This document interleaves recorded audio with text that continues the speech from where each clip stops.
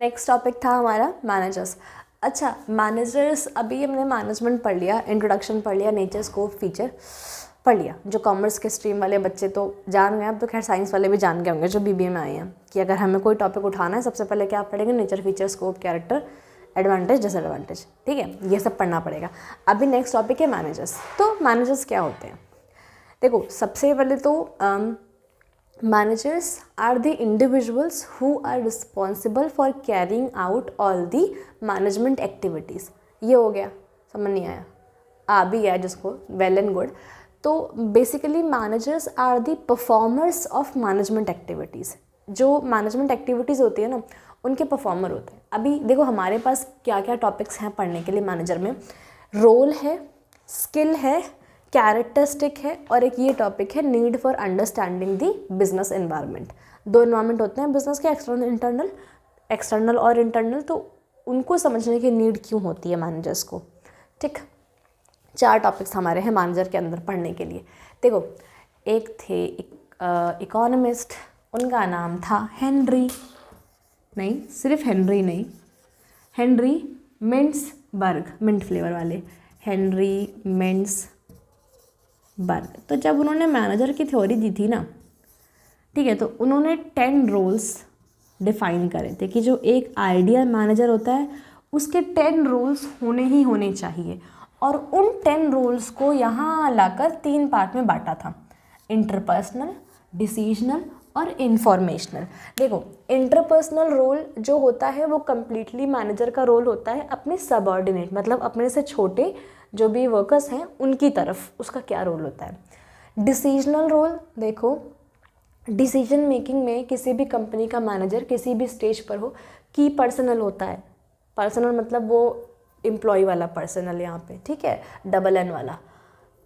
तो decisional role उसके divide किए इन्होंने। और उसके बाद जो लास्ट इन्होंने दिया था वो दिया था इन्फॉर्मेशनल रोल, कि कौन सी इन्फॉर्मेशन कलेक्ट करनी है और कौन सी डेजिमिनेट करनी है, ठीक है, कि क्या इन्फॉर्मेशन कलेक्ट करनी है और क्या डेजिमिनेट करनी है।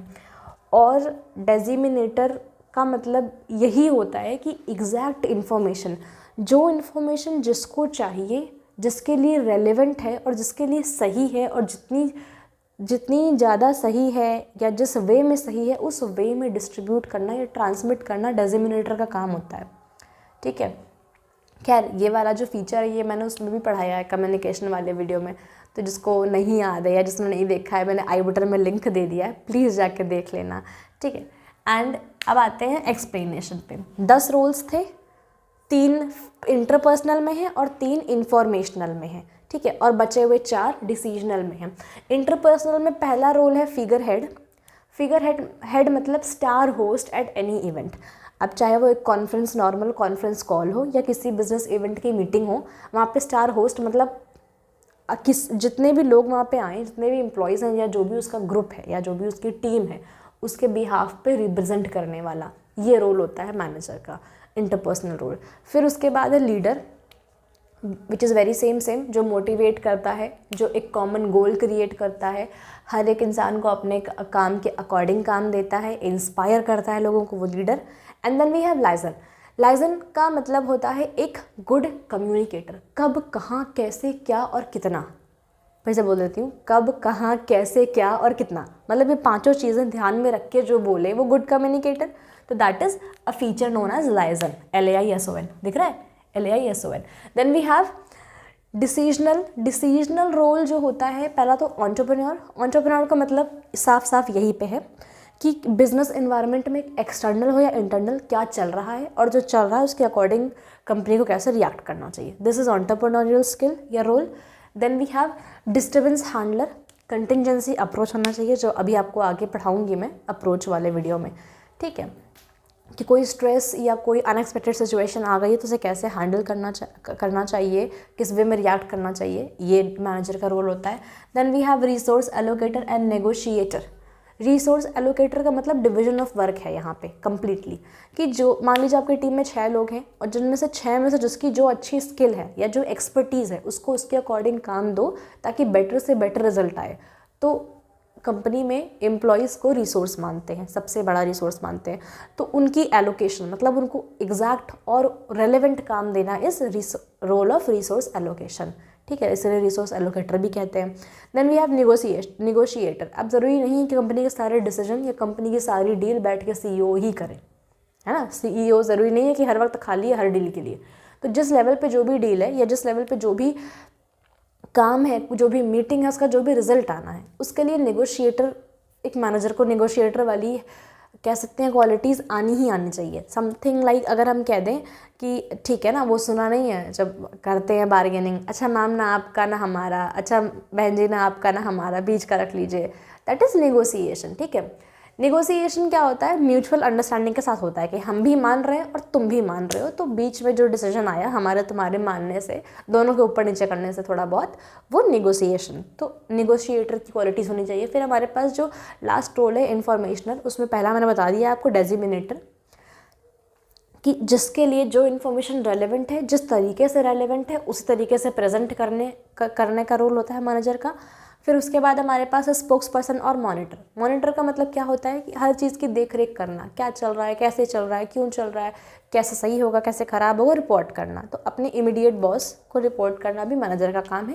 And then we have is spokesperson. Spokesperson वो देखा नहीं है पार्लियामेंट में स्पीकर को सुना तो नहीं है, शांत हो जाइए, बैठो, ये सब चीज़ें, खैर ऐसा नहीं है, और भी चीज़ें होती हैं। स्पोक्स पर्सन का मतलब the one who represents on behalf of your team.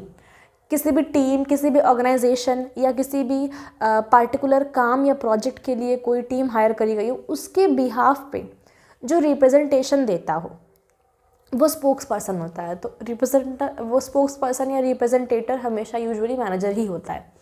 Then we talk about skills, कि मैनेजर के लिए स्किल्स 3 पार्ट में डिवाइड करी गई हैं, ठीक है। पहली है कंसेप्चुअल, दूसरी है टेक्निकल और तीसरी है human skill.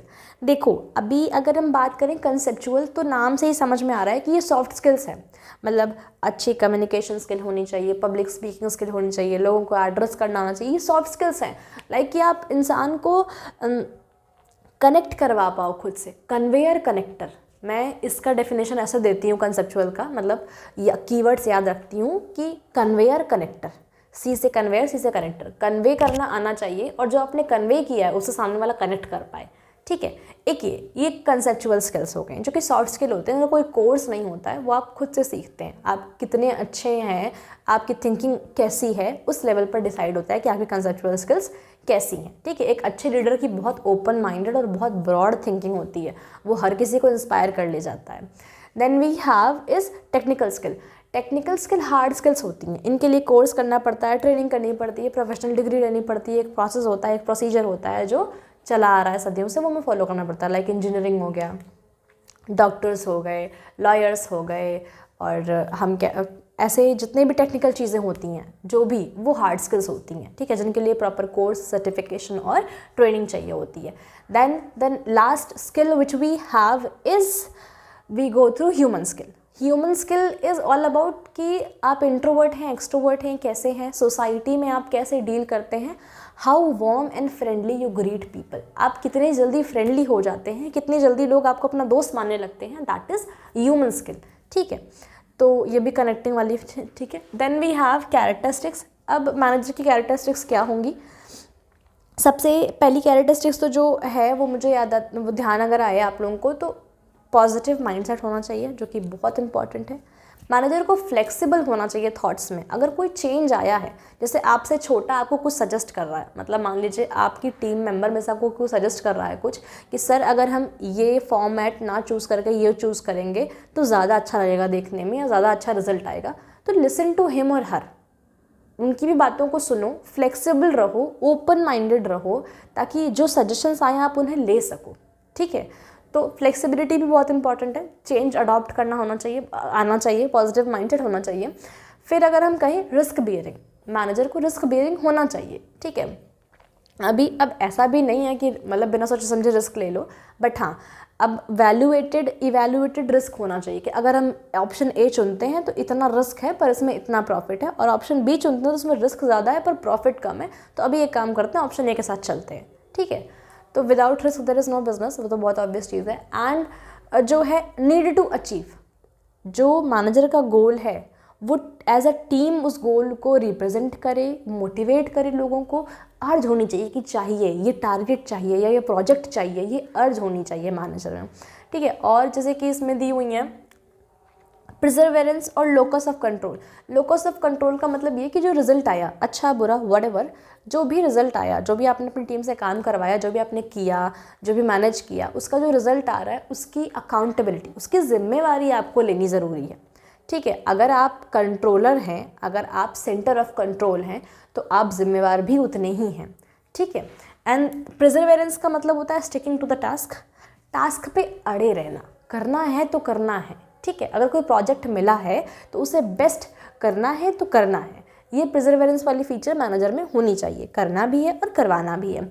Sense of efficacy, sense of efficacy का मतलब होता है एफिकेसी, AIICACY, ये लिखा भी है, सेंस ऑफ एफिकेसी दिख रहा है यहाँ तक, ठीक है। सेंस ऑफ एफिकेसी का मतलब ये होता है कि a manager should be problem solver not avoider. Problem solve करनी उसे आनी चाहिए, प्रॉब्लम अवॉइड करना नहीं, अरे ये प्रॉब्लम, अरे यार, ऐसा वाला कोई एटीट्यूड नहीं। अच्छा ये प्रॉब्लम है, सॉल्यूशन ओरिएंटेड माइंड होना चाहिए। तो टीम मेंबर्स को बुलाओ कि 5 टीम मेंबर्स सब आ गए, बैठ के मीटिंग हुई कि ये प्रॉब्लम है, अभी आप लोगों को क्या लग रहा है कि क्या क्या हम इसमें क्या डिसीजन ले सकते हैं और क्या सोल्यूशन आ सकता है, आप क्या कर सकते हैं, मेंबर बी आप क्या कर सकते हैं, मेंबर सी आप क्या कर सकते हैं, और हम सब मिलके क्या कर सकते हैं, ये एटीट्यूड होना चाहिए, ठीक है।